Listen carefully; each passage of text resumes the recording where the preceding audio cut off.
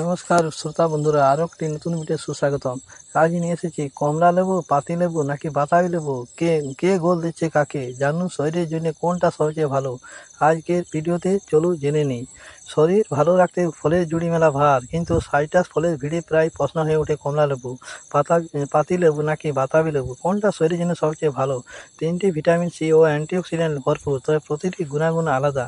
চলুন জেনেই নেওয়া যাক কোন ফলের মধ্যে কোন গুণ লুকিয়ে রয়েছে। প্রথমত আলোচনা করা যাক কমলা লেবু নিয়ে।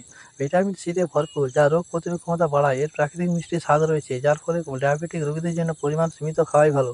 ফাইবার সমৃদ্ধ, যা হজম ক্ষমতা বাড়ায়, কোষ্ঠকাঠিন্য কমায়। এটি ত্বক ও চুলের জন্য উপকারী। রোজকার ভিটামিন সি এর অন্যতম সেরা উৎস এটি। এবার আসা যাক পাতিলেবু। এটি খুব কম ক্যালোরিযুক্ত একটি ফল, যা ওজন নিয়ন্ত্রণে সহায়ক। ডিটক্সিফাইং গুণ রয়েছে, তাই লেবুর জল খেলে শরীরের ভেতর থেকে পরিষ্কার থাকে। লেবু হজম শক্তি বাড়ায়, গ্যাস অম্বল কমায়, ডায়েট ও হজমের জন্য সেরা। আর এতে থাকা ভিটামিন সি ত্বকের জেল্লা আনে। লাস্ট বাট নিস্ট বাতাবি লেবু।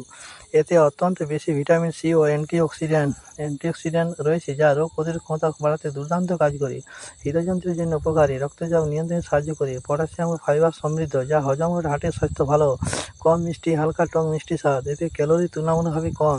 দীর্ঘমেয়াদী হার্ট ও সামগ্রিক শরীরের জন্য সবচেয়ে উপকারী। লেবু বাছাইয়ের ক্ষেত্রে চিকিৎসকরা বলেন, কোনো একটি খেলে পুরো পুষ্টি মিলবে না, তাই তিনটিতেই ঘুরিয়ে ফিরিয়ে খাওয়া শরীরের জন্য সবচেয়ে সেরা।